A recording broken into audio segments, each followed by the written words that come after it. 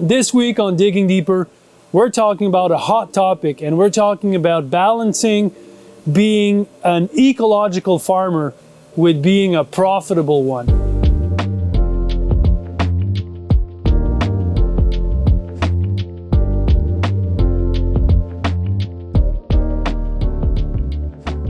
So in the last few years, I've really seen how our small-scale farming scene has really grown, and there's a lot of new influences that are coming left and right.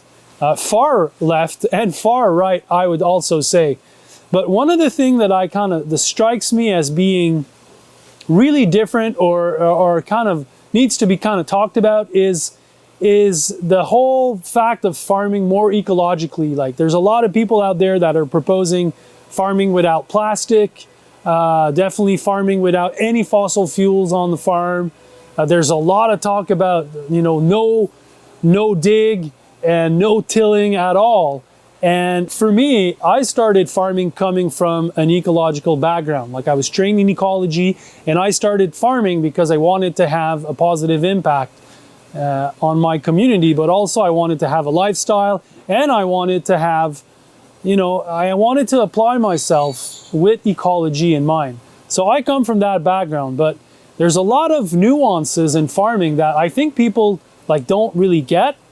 And I say that because sometimes I read the thread on this channel and people will complain about the fact that there's a lot of plastics, there's heating tubes, there's a greenhouse, there's black tarps all over my gardens.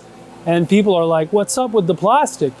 I talk about, heating a nursery or heating a greenhouse, and then there's a lot of people that are kind of not on par with that. And for me, I have to say that it's all about striking a balance, finding the sweet spot with being an ecological farmer and having an ecological approach, but also being very practical and also being profitable. It kind of needs to be the three of them.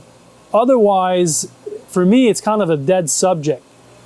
Criticizing, older seasoned growers for their farming style, as much as it's annoying for these farmers and farmers like me, I think it's sane.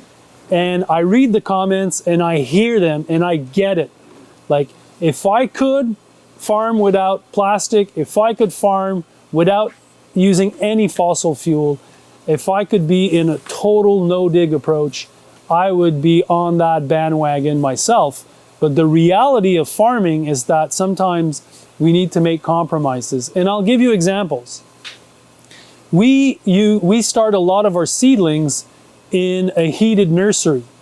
And the reason why we heat the nursery is because all our crop planting calendars and all my game plan, how I get to be, growing stuff that is going to be flipped, a bed that's flipped by another, and all of this working in space and time for it to be optimized, works with DTM, days to maturity.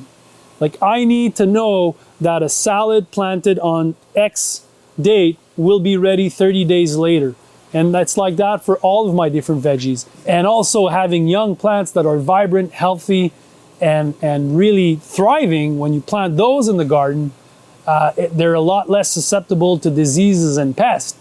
And that's where heating the nursery allows me to do that, allows me to do my crop planting, allows me to be optimal, allows me to have a better quality of life and have more veggies and not have sales and drops and dead space in the garden. If we're also in the nursery using cell trays, I use plastic cell trays, 72 and 128, and I'm not using soil blocks, or I'm not using Jiffy pots, or I'm not using other stuff. And the reason is, for me, it's very practical. I can get more done. It's more efficient that way, and it's just more convenient. And I use these trays for many, many years. And so for me, there's some waste, but if I bring it to my trillium, which is, ecological, productive, efficient, and profitable, it needs to balance. And the seedling trays that I use are the sweet spot in my mind in that regard. It's the same thing for no-till. No-till, I think, is cool in a way, But some tilling at some times, especially in the cold spring, when the soils are cold and not warm enough, you can add some oxygen into the soil. It doesn't need to be a rotor tiller or a deep plow, but just kind of opening the soil a little bit might prove to be just better in the end. And so I guess what I'm trying to say here is that I think these discussions are awesome. And, you know, when I was a young grower myself, I was really pushing more seasoned growers. You know, I was pushing farming without tractors. I was pushing, you know, farming less than an acre. And I think it's important to have this kind of pushback. And I get it. If I were to give an advice about, you know, if you're really wanting to be on an ecological perspective, and that's how you're branding your farm, and that's your mindset, you know, don't forget that your farm needs to be profitable. Because if you're going to keep farming for all these years, that's an important part of the equation. And your farming also needs to be productive and efficient, because it's really easy to burn out and to overwork on a farm. So finding that sweet spot is where the discussion needs to be, in my mind. And that's really cool when we frame it that way. Are we hitting the sweet spot? Is it on par with, you know, being green and being productive and being profitable? And I don't know if some of you listening to this have some areas where it's not totally where you want it to be.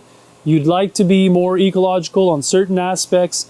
You perhaps want to have, you know, electric heating in your greenhouse, which is what I'm trying to do in my new project. But yeah, there's a lot of areas where we can grow into, and sometimes the technology is not there yet. You know, we use a lot of drip tape on the farm because it saves and conserves water. After 1 or 2 seasons, those drip tapes need to go in the garbage. We can reuse them for other stuff, to hold down caterpillars, to hold down, you know, insect nets. But in the end, it's just we're using material that's not 100% reusable. And that's just part of the game. So bottom line, you know, if we could have greenhouses that are not made out of plastic, if they were glass houses, if we could have drip tapes that are, you know, last a lifetime, I'd be on board with that. There's a lot of technology that I'm hopeful that will, even if it's low-tech technology, bring solutions that are more green. And I like that. But for the time being, the sweet spot and the compromise is the situation that I'm in, and that a lot of other folks that are farming are at. So let's, you know, it's great to have these discussions, and let's open about what you think is kind of acceptable, what isn't, and what do you think about this whole concept of finding that sweet spot, which is the compromise, which is the middle ground, which is pretty much where I stand on this issue and on most issues.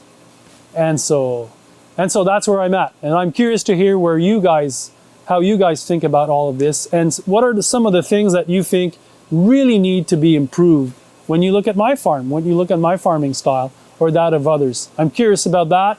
Leave your comments. Again, thank you for sharing, and thank you for being part of this channel. This is really fun. We're getting really positive feedback. Don't forget to subscribe, and if anything, I'll see you next time. JM out.